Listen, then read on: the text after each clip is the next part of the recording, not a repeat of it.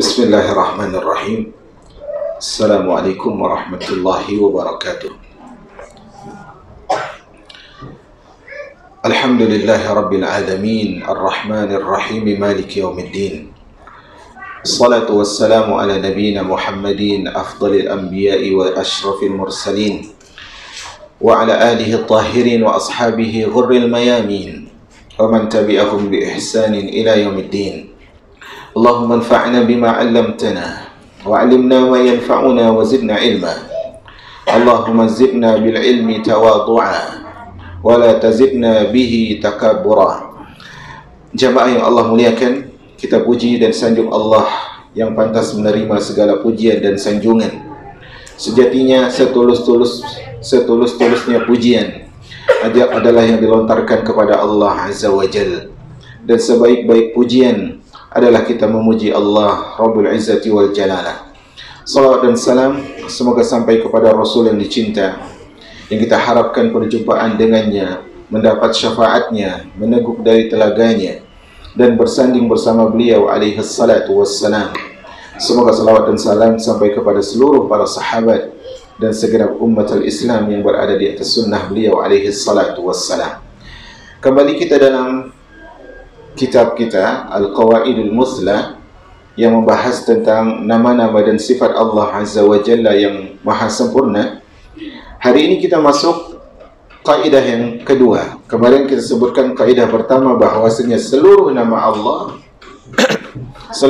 Allah adalah maha sempurna. Seluruh nama Allah adalah maha sempurna. Kesimpulannya apa? Setiap lafaz yang tidak mengandung kesempurnaan berarti itu tidak boleh ditujukan untuk Allah. Hari ini kita akan masuk kaidah yang kedua, yang kaidah ini adalah kaidah yang akan memperluas kaidah sebelumnya. Mari kita simak apa yang akan dibacakan. Nah,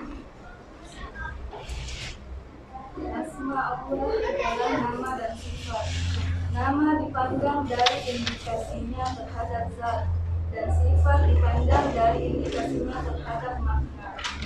Dari pengertian pertama, maka seluruh asma adalah sinonim karena indikasinya hanya pada satu zat, yaitu Allah Subhanahu wa Ta'ala. Dan dari pengertian kedua adalah diferensial, karena masing-masing asma mempunyai indikasi makna tersendiri. Contohnya, Al-Hayyul Alimul Qadir Sami'ul Basirur Rahmanur Rahimul Azizul Hakim. Semuanya adalah asma untuk satu zat, yaitu Allah Subhanahu wa Ta'ala. Akan tetapi makna Al-Hayyul tidak sama dengan makna Al-Alim, dan makna Al-Alim tidak sama dengan makna Al-Qadir. Demikianlah seterusnya. nah, di sini beliau sebutkan al-qaidatus tsaniyah. Kaidah yang kedua adalah asma'ullah ta'ala a'lamun wa awsaf. Nama-nama Allah itu adalah sebutan dan juga sifat. Jadi kalau disebutkan nama Allah itu mengandung dua hal. Kalau disebutkan salah satu dari nama Allah atau apapun dari nama Allah, maka dia mengandung salah satu dari dua hal. Pertama, mengandung nama. Yang kedua adalah pasti mengandung sifat. Contohnya adalah Ar-Rahim. Ar-Rahim ini apa? Nama. Ada sifatnya? Tidak ada, yaitu memiliki rahmah. Dan semua nama Allah itu semua memiliki dua hal ini. Seluruh nama Allah, nama yang Allah ajarkan kepada kita, nama yang Allah simpan di ilmu gaibnya, semuanya mengandung nama, sebutan, dan juga mengandung sifat. Bisa di sini? Nah, pembahasan kaidah ini, kaidah kedua ini, kita akan membahas minimal dua pembahasan. Pembahasan pertama adalah yang kita sebutkan tadi, bahwasanya nama Allah itu adalah mengandung nama dan sifat. Nama Allah mengandung nama dan sifat, nanti kita akan jelaskan. Yang kedua, pembahasannya adalah bahwasanya nama Allah itu tertuju pada satu pihak. Ada yang saling menjelaskan. Nama Allah ada yang tertuju pada satu pihak, ada yang menjelaskan. Pertama, nama Allah adalah setiap nama Allah adalah mengandung nama dan sifat. Sini sudah terbayang. Contoh kita sebut Ar-Rahman, di sini ada nama, sifat. Al-Ghafur, ada nama, sifat. Al-Karim, ada nama, ada sifat. Tadi beliau sebutkan di situ jemaah yang dirahmati oleh Allah Tabaraka wa Taala bahwasanya ya dari segi nama, contohnya adalah, kita ambil contoh pertama adalah Al-Karim. Nama Allah yang kita pakai sebagai contoh adalah Al-Karim. Coba dibaca paragraf pertama setelah judul. Asma Allah adalah nama dan sifat. Nama dipandang dari indikasinya terhadap zat, dan sifat dipandang dari indikasinya terhadap makna. Nama itu dilihat dari sisi zat, sedangkan sifat itu dilihat dari segi makna. Contoh yang kita pakai tadi nama apa? Al-Karim. Nama Al-Karim, kaidahnya apa tadi? Nama mengandung nama dan sifat. Kaidah Al-Karim, dari segi nama dia tertuju kepada siapa? Siapa itu Al-Karim? Allah. Dari segi nama dia menunjukkan kepada zatnya Allah. Bisa di sini? Saya ulangi. Beliau sebutkan kaidah yang kedua, bahwasanya seluruh nama Allah itu mengandung nama dan mengandung sifat. Contohnya adalah beliau sebutkan dulu di sini, nama itu menunjukkan kepada zat, indikasinya kepada zat. Al-Karim, siapa Al-Karim?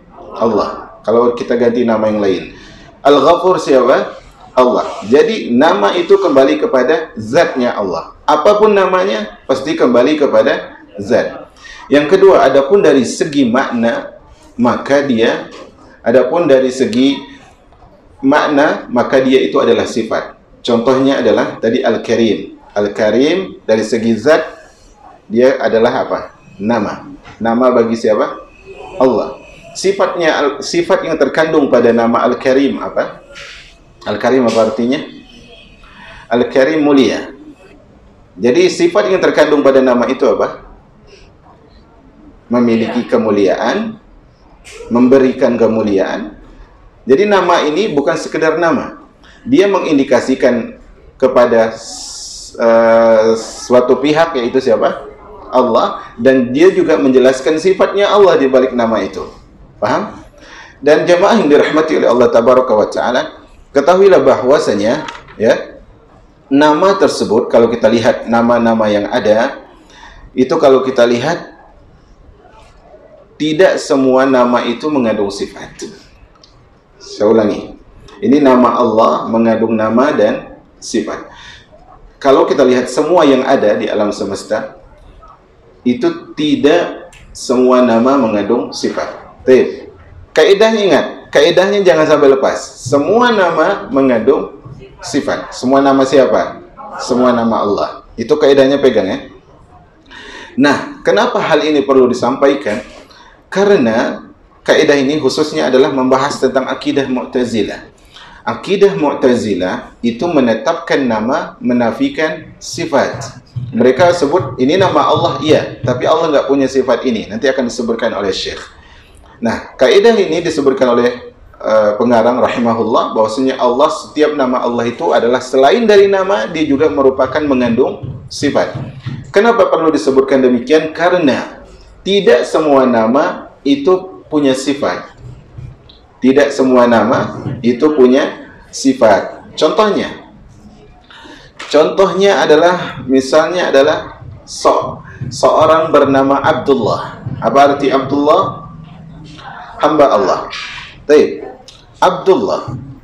Ini dari segi nama, fulan diberikan nama Abdullah. Nama fulan siapa? Abdullah. Artinya adalah hamba Allah. Yang harusnya hamba Allah itu mengabdikan diri kepada siapa? Kepada Allah.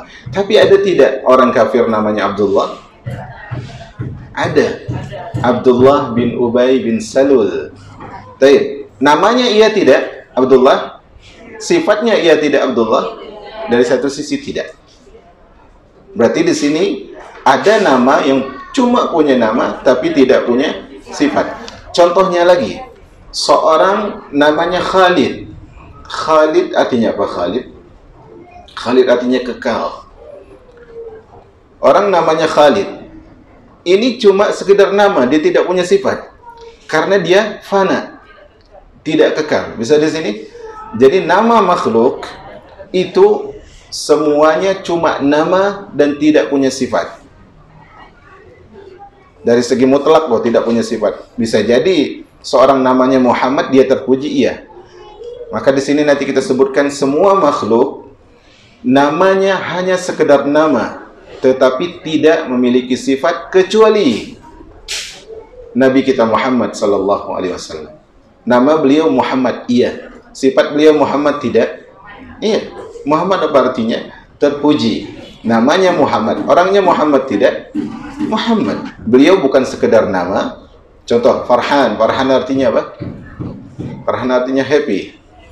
Nah, contohnya Farhan. Dia namanya Farhan, tapi tidak selalunya dia happy. Berarti dia cuma sekedar nama, bukan sifat.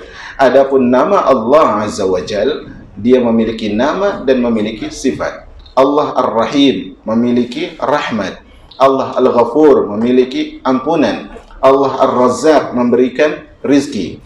Maka semua nama Allah mengandung dua perkara tadi, apa itu? Nama dan sifat. Tidak ada satupun nama Allah, tidak ada satupun nama Allah yang tidak memiliki sifat. Dalam artian, semua nama Allah pasti mengandung sifat. Semua nama Allah pasti mengandung sifat. Kenapa? Karena kaedahnya adalah nama Allah memiliki nama dan sifat. Bisa di sini? Bisa? Baik. Tadi beliau sebutkan, perhatikan di situ, bahwasanya dari segi yang pertama, apa? Dari segi nama, maka nama Allah itu sinonim. Paham tidak? Harus fokus. Makanya saya bilang harus fokus. Dari segi nama, maka semua nama Allah adalah sinonim. Contoh, dengan contoh akan lebih jelas.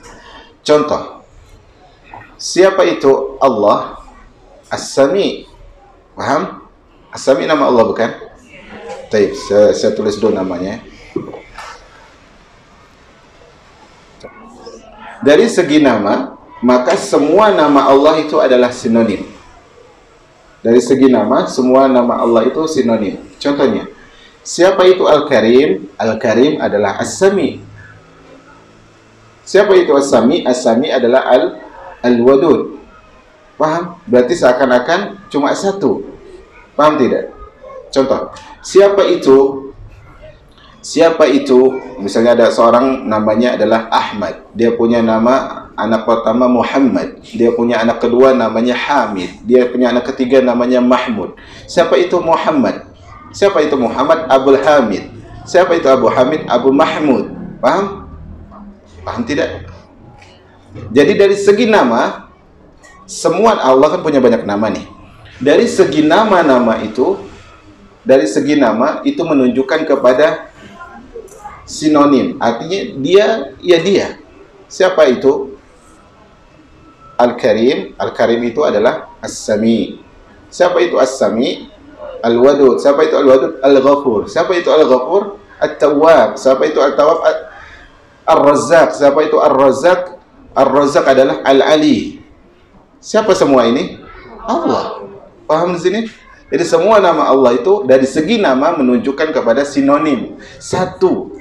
Paham? Itu dari segi nama. Tapi dari segi sifat, dia menjelaskan satu sama lain. Contohnya, Allah itu Al-Karim. Al-Karim itu juga adalah enggak ada ya. Al-Karim juga adalah As-Sami. Allah itu Maha Mulia, Maha Dermawan. Dan Allah itu selain dermawan, dia juga Maha mendengar. Jadi Allah Al-Karim ini gimana sih sifatnya? Dia Maha mendengar, dia Maha mencintai. Paham di sini? Dari segi nama dia kepada satu zat, yaitu Allah. Dari segi sifat dia menjelaskan satu sama lain. As-Sami beda maknanya dengan As-Sami beda sifatnya dengan Al-Karim. As-Sami artinya yang mendengar. As-Sami, saya sudah menjawab sendiri soalnya. As-Sami itu artinya Allah yang maha mendengar. Sifatnya apa?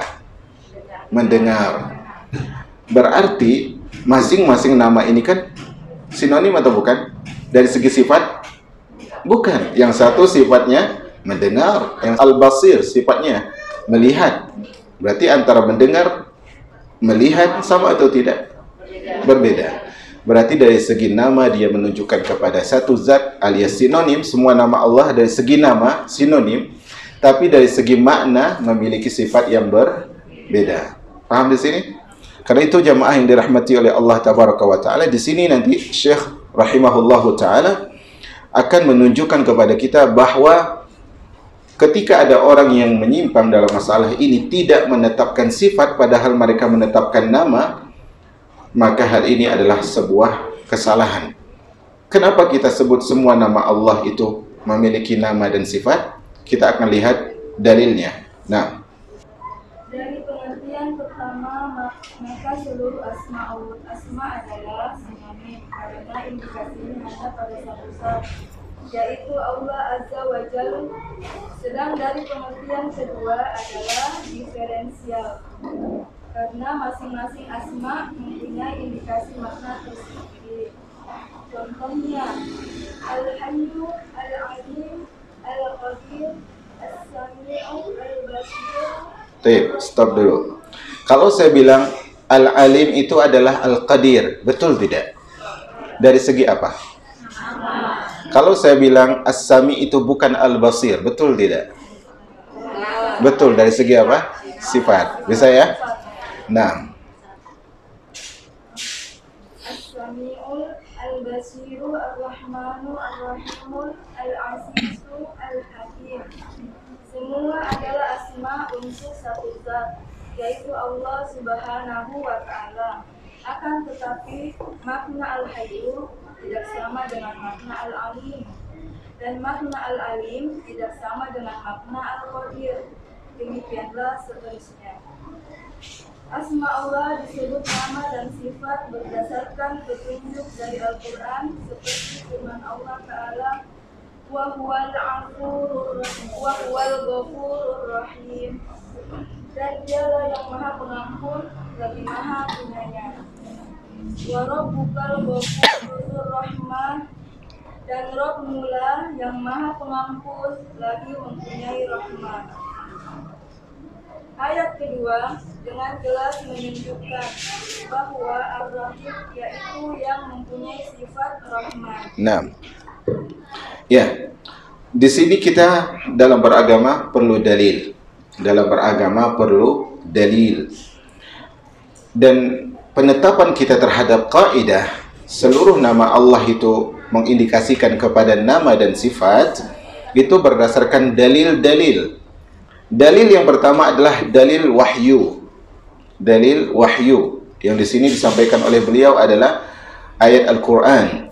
Pertama adalah beliau ingin memberikan contoh di sini adalah nama Ar-Rahim. Contoh adalah nama Ar-Rahim. Pertama beliau bawakan surah Yunus ayat 107. Wa huwal ghafurur rahim, dan Allah adalah Al-Ghafur dan Ar-Rahim. Perhatian fokusnya pada Ar-Rahim. Kemudian Allah berfirman dalam ayat yang lain, Al-Kahfi ayat 58, wa rabbukal ghafuru dzur rahmah, dan Rabbmu adalah Ghafur, pemilik rahmat. Baik. Di sini tadi ingin membahas kelompok apa? Mu'tazilah, yang menetapkan nama bagi Allah tetapi menafikan sifat. Mereka katakan Ar-Rahman itu nama Allah, tapi tak punya sifat. Kan jadi main-main. Nah, di sini beliau ingin jelaskan bahwasanya nama itu punya sifat. Selain dia memiliki nama, dia juga mengandung sifat. Selain nama, dia juga mengandung sifat. Contohnya di sini Ar-Rahim, perhatikan.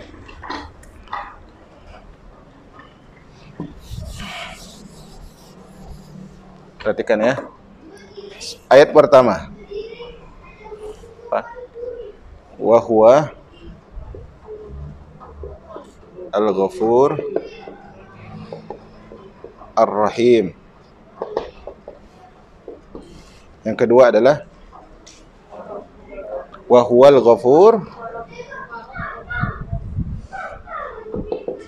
Zur rahmah. Zur rahmah. Zur rahmah. Baik.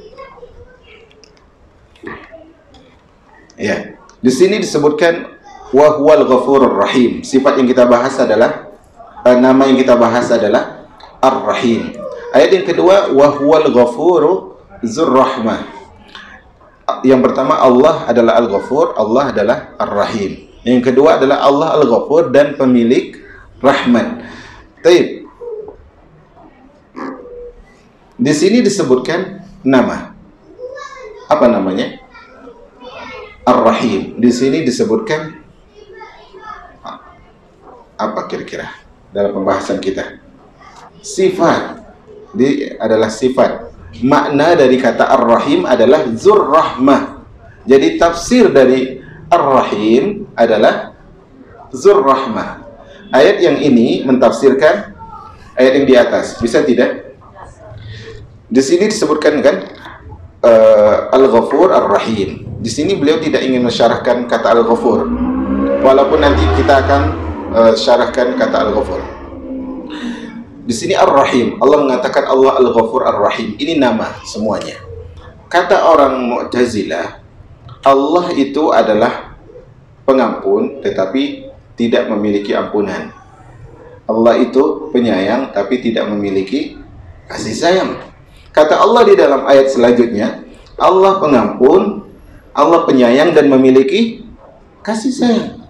Allah menetapkan bahwa Ar-Rahim itu adalah nama. Di ayat yang lain Allah sebutkan dalam bentuk sifat. Berarti nama memiliki makna yang konsekuensinya adalah sifat. Bisa di sini. Coba kita lihat Ghafur juga. Al-Ghafur. Saya lupa ayat berapa ya. Di situ kan disebut wa huwal ghafurur rahim, ayat 107 dari surat Yunus. Di ayat yang lain Allah mengatakan, betul ya, wa huwal ghafurur rahim. Wa inna rabbaka lazu maghfirah. Dan Rabbmu, sesungguhnya Rabbmu memiliki ampunan. Di ayat yang ini disebutkan Allah itu Al-Ghafur. Ini nama apa sifat? Nama. Tetapi di ayat yang lain Allah sebutkan Allah memiliki ampunan. Berarti nama pasti mengandung makna, dan makna inilah disebut dengan sifat. Bisa di sini jemaah? Jadi pertama, hujjah kita adalah dalil Al-Quran. Allah sebutkan begini, di sisi lain Allah sebutkan begitu. Allah sebutkan di sini nama, di ayat lain Allah sebutkan sifat. Berarti nama mengandung sifat. Bisa ya? Nah, itu dalil pertama kita adalah Al-Quran. Dalil yang kedua, dilanjutkan. Ayat kedua, selain itu, berdasarkan konsensus para ahli bahasa dan adat kebiasaan, bahwa tidak dikatakan alim kepada orang yang tidak mempunyai ilmu atau sains, kepada orang yang tidak mempunyai pendengaran dan basir, kepada orang yang tidak mempunyai penglihatan. Masalah ini jelas sekali, tidak perlu lagi dalil. Nah, dalil kedua kita adalah realita bahasa dan adat istiadat. Kadangkala adat itu bisa jadi dalil untuk mendukung ayat, dan bahasa itu pasti mendukung ayat.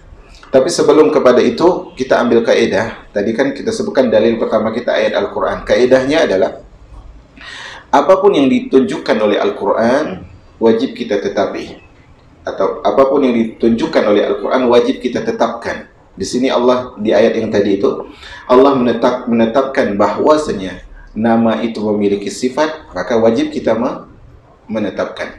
Apa yang dinafikan oleh dalil wajib kita nafikan. Itu kaidahnya. Apa yang ditetapkan oleh dalil kita harus tetapkan. Kita harus tetapkan. Nah, kaidah dalil yang kedua kita adalah dari segi bahasa dan juga adat yang berlaku. Bahwasanya dari segi bahasa dan realita di masyarakat, seorang itu tidak mungkin dikatakan alim kalau dia tidak memiliki Ilmu. Itu kan realnya. Bahasa begitu, realita pun begitu. Bagaimana mungkin seorang dikatakan dia itu melihat kalau dia buta? Bagaimana seorang dikatakan dia itu mendengar kalau dia itu tuli? Kan begitu. Berarti yang diberikan nama, kalau orang itu sudah diberikan nama, itu berarti dia memiliki sifat di situ. Nah, orang-orang Mu'tazilah, ini khususnya di zaman Imam Ahmad tersebar luar. Orang-orang Mu'tazilah, mereka mengatakan itu cuma nama, nggak punya sifat. Allah katakan dia Ar-Rahim, tapi Allah itu bukan Ar-Rahim. Nah, subhanallah. Kalau kita sebutkan Allah itu As-Sami tapi tidak mendengar, Allah itu Al-Basir tapi tidak melihat, berarti itu menghinakan Allah Azza wa Jalla. Maka di sini jelas jamaah yang dirahmati oleh Allah, hujah realita dalam bahasa dan kehidupan itu sebenarnya tidak, satu sisi kita tidak perlu kepada ayat sebenarnya. Fitrahnya sudah seperti itu. Tetapi kan pendalilan ayat itu lebih utama bagi seorang mukmin. Maka kesimpulannya, ayat menunjukkan bahwasanya nama itu mengandung nama dan sifat. Bahasa dan realita juga menunjukkan bahwasanya seorang tidaklah dinamakan dengan itu kecuali memiliki sifat itu. Contohnya, ini realita masyarakat ya, kita nggak bicara tentang orang mukmin. Tiba-tiba datang orang yang sehari-hari dia itu udah nggak makan 5 hari, bukan karena dia sakit, tapi tiba-tiba datang dia udah kurus sekali badannya, nggak makan, bukan karena sakit, bukan karena nggak selera. Tiba-tiba ada orang bilang ini orang kaya, betul atau tidak? Nggak mungkin seperti itu ngejek. Mungkin dari segi iman bisa jadi dia kaya hati, tapi kan bukan itu maksudnya. Nah, orang nggak mungkin dikatakan alim kecuali dia memiliki ilmu. Nggak mungkin dikatakan mendengar kecuali dia itu orang yang berfungsi pendengarannya.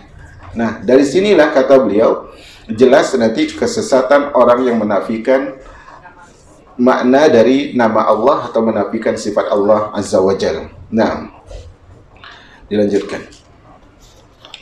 Atas dasar ini jelas tersesat pandangan ahli takwil, yaitu mereka yang menafikan makna asma Allah dengan mengatakan Allah Ta'ala Sami tanpa samu, tanpa penglihatan, Basir tanpa basar, yaitu tanpa penglihatan, Aziz tanpa izzah, yaitu tanpa keperkasaan dan kemuliaan, dan seterusnya. Alasan mereka bahwa penetapan adanya sifat-sifat menimbulkan konsekuensi adanya banyak ulama, yaitu polyeternal. Kata beliau di sini, dari segi pendalilan tadi yang kita sebutkan, dari segi dalil Al-Quran, dari segi bahasa, dari segi realita masyarakat, adat istiadat, bahwasanya apa yang mereka yakini tersebut adalah kesesatan. Apa itu? Mereka adalah menafikan makna alias sifat dari nama Allah Azza wa Jalla. Mereka bilang Allah itu sami, betul. Tapi Allah enggak bersami, sami itu apa? Mendengar. Tapi Allah enggak dengar. Allah itu basir tapi enggak lihat. Allah itu, coba kita bayangin nih. Di antara nama Allah itu apa? Hayyun. Allah itu hidup tapi nah, mereka enggak mau tapi kasih contoh nama ini. Tuh, nanti kita lihat lagi. Sesuatu yang keliru pasti akan terbentur. Itu realitanya. Nah, kenapa mereka mengatakan Allah itu sami tapi tidak mendengar, basir tapi tidak melihat? Karena mereka mengatakan karena menetapkan sifat itu mengharuskan kita menetapkan banyak pemilik atau banyak pihak. Atau dari segi ini, menetapkan banyak sifat sama dengan kita menetapkan banyak Tuhan. Ini segi kita kan pembahasan kita akidah. Atau dari segi umumnya menetapkan banyak sifat sama seperti kita menetapkan banyak pihak. Contohnya tadi Allah mengatakan di ayat yang sebelah, Al-Ghafur Ar-Rahim. Ada 2 nama. Kata mereka, iya ini nama, tapi tidak mengandung sifat. Alasan mereka apa? Kalau kita tetapkan sifat, berarti akan ada banyak pihak. Dalam kurung akan ada banyak Tuhan, dalam kurung akan ada banyak Allahnya. Contohnya di situ ada 2 nama, Al-Ghafur, Ar-Rahim. Cuma dua ya. Sini kita ambil dua saja. Al-Ghafur dan Ar-Rahim. Kaidah mereka tadi apa? Menetapkan sifat dari nama itu mewajibkan kita mengakui bahwasanya banyak Tuhan. Berarti Al-Ghafur itu siapa? Allah. Itu satu. Itu kata mereka. Al-Ghafur itu Tuhan yang satu. Ar-Rahim itu Tuhan yang satu lagi. Itu maksud mereka. Paham tidak? Allah itu kan Tuhan. Allah itu Tuhan. Al-Ghafur itu Tuhan. Ar-Rahim itu Tuhan. Al-Karim itu Tuhan. Al-Jawad itu Tuhan. Ar-Razzaq itu Tuhan. Berarti kalau kita tetapkan makna, berarti Tuhannya banyak kata mereka. Apakah harus seperti itu? Tidak. Maka kita katakan tidak. Ahmad misalnya, dia adalah orang kaya. Dia adalah dermawan. Dia adalah orang yang suka ta'lim. Ini adalah sifat untuk berapa orang? Satu. Inginnya mereka Ahmad itu satu, sementara Ahmad yang kaya itu yang lain, Ahmad yang dermawan itu yang lain, Ahmad yang suka ta'lim itu yang lain. Maksud mereka adalah satu zat itu cuma satu sifat. Paham di sini? Maka kita katakan tidak bisa. Karena Allah tidak mengatakan demikian. Nanti kita akan sebutkan insyaallah taala selanjutnya. Maka kaidah mereka menetapkan sifat mengharuskan adanya banyak Tuhan itu tidak bisa diterima. Apa kata beliau? Lanjutkan. Alasan ini tentu saja lemah, bahkan tidak berfungsi, karena nas Sam'i, Al-Quran dan Sunnah, dan akal menunjukkan ketidakbenarannya. Nah, kaidah yang mereka buat ini adalah kaidah yang sakit, atau kaidah kata Syekh Shalih Al-Utsaimin bahkan kaidah yang mati, yang tidak berfungsi. Karena tidak mungkin seorang tersebut hanya dia tapi tidak memiliki sifat. Contohnya disebutkan siapa itu Zainab, maka dia katakan Zainab. Iya, siapa itu Zainab? Ya Zainab. Kan susah menjelaskan. Zainab yang tinggal di sini, yang kalau jalan begini, yang kalau memberi itu selalu banyak, kalau menerima itu selalu sedikit. Oh, Zainab yang itu. Akan orang paham. Ini siapa itu Zainab? Zainab.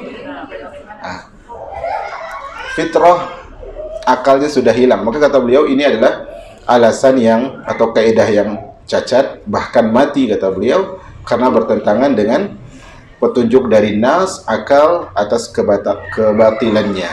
Coba dalil dari nasnya apa? Adapun dalil Sam'i bahwa Allah telah menyebutkan untuk dirinya sifat-sifat yang banyak, padahal dia esa dan tunggal, seperti A'udzubillahi minasyaitonir rajim. Inna batsya rabbika lasyadid. Innahu huwa yubdi'u wa yu'id. Wa huwal ghafurur wadud. Dzul 'arsyil majid. Fa'alul lima yurid. Sesungguhnya asbab rohmu benar-benar keras. Sesungguhnya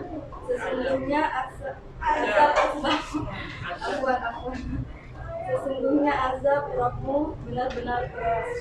Sesungguhnya dialah yang menciptakan makhluk dari permulaan dan menghidupkannya kembali. Dialah yang maha pengampun lagi maha pengasih, yang mempunyai singgasana lagi maha mulia, maha kuasa berbuat apa yang dia kehendaki. Quran surat Al-Buruj ayat 12-15. Lanjut.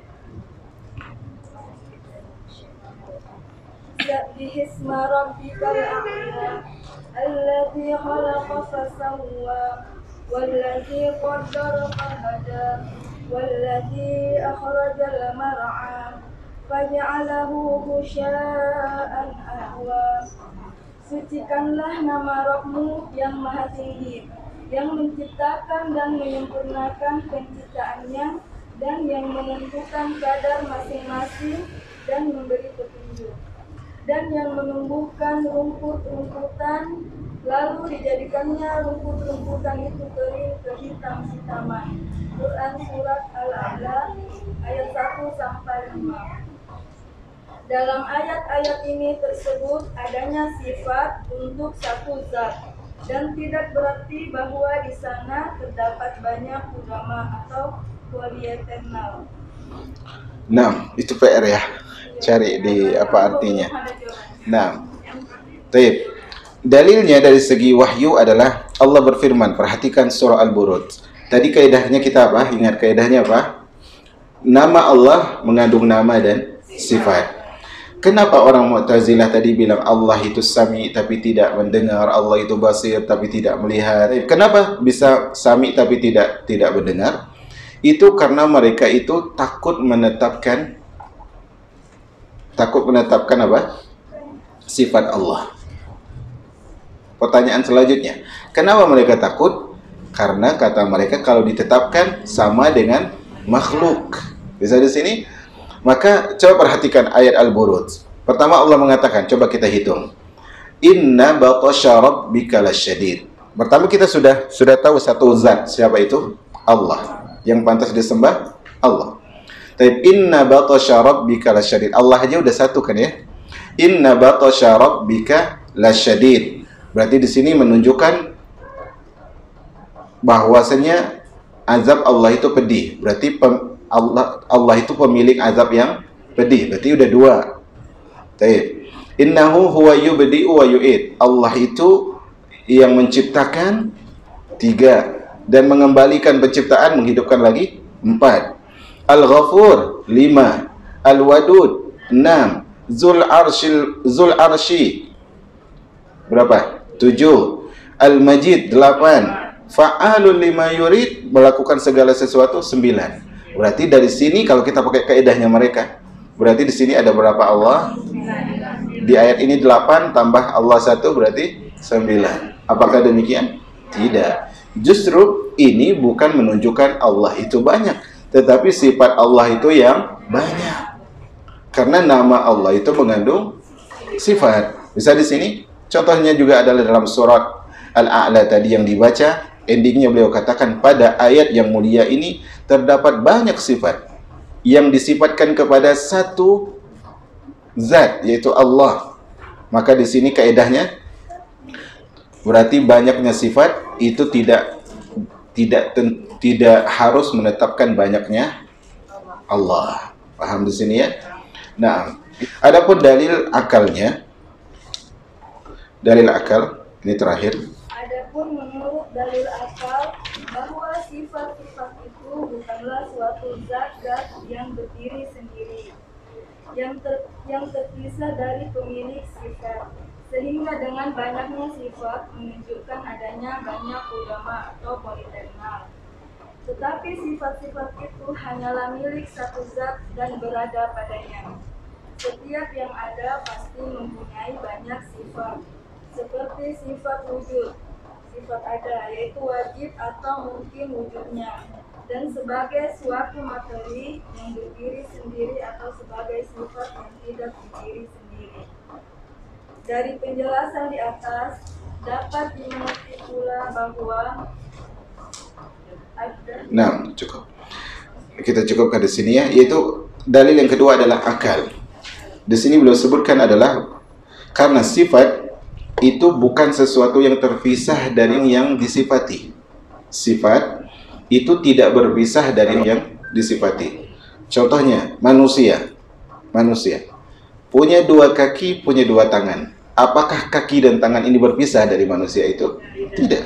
Sifat itu melekat pada dirinya. Nah, bukan berarti kalau Allah memiliki nama ini, memiliki sifat ini, Allah itu banyak, tidak. Tetapi Allah itu satu, tapi sifatnya banyak. Karena sifat tidak terpisah dari Allah Azza wa Jalla. Maka di sini juga beliau sebutkan tadi,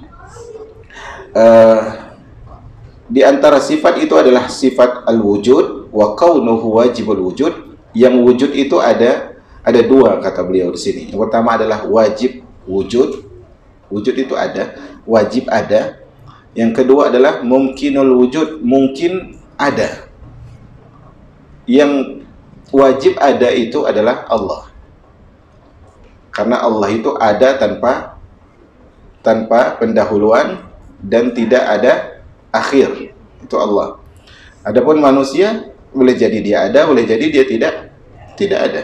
Ada orang yang mengandung kemudian gugur, dia jadi tidak ada. Tetapi wallahu alam, istilah wajib wujud dan juga mungkin wujud itu istilah bukan dari ulama Islam. Itu istilah dari ilmu filsafat. Nah, jadi di sini jemaah yang dirahmati oleh Allah Tabaraka wa Taala, kita bisa ambil kesimpulan bahwasanya banyaknya sifat itu tidak harus menunjukkan banyaknya pihak. Banyaknya sifat tidak harus menunjukkan banyaknya pihak. Paham ya maksud saya pihak? Ya kalau kita bahas akidah berarti Allah. Kalau kita bahas umum ya umum, pihak secara umum. Karena kalau itu kita terapkan, karena kalau kaidah banyaknya sifat, banyaknya pihak, itu berarti kesimpulannya apa? Tidak ada satupun benda kecuali dia pasti berbilang. Berbilang itu tahu ya? Banyak. Berarti segala sesuatu itu tidak punya sifat yang banyak. Justru masing-masing punya satu sifat. Berarti akan banyak pihak. Coba kalau gitu, kita lihat firman Allah, contohnya surah Al-Baqarah ayat 163. Allah berfirman, "Wa ilahukum ilahun wahid." Dan Tuhan kalian adalah Tuhan yang satu. Adalah Tuhan yang satu. Kalau segala sesuatu itu harus berganda-ganda atau berkali lipat atau berjama', berarti Tuhannya juga jama'. Maka itu adalah kaidah yang membinasakan seorang hamba. Sehingga dari segi inilah ahli filsafat tersebut, kata Al-Imam Syafi'i, tidaklah seorang belajar ilmu filsafat atau ilmu kalam di siang hari kecuali sore harinya dia gila. Karena itu hukuman dari mazhab Imam Syafi'i terhadap orang yang belajar ilmu kalam adalah dipukul dengan pelepah kurma, diarak, digiring, kemudian dipukul dengan pelepah kurma. Sambil disebutkan inilah balasan bagi orang yang belajar ilmu kalam.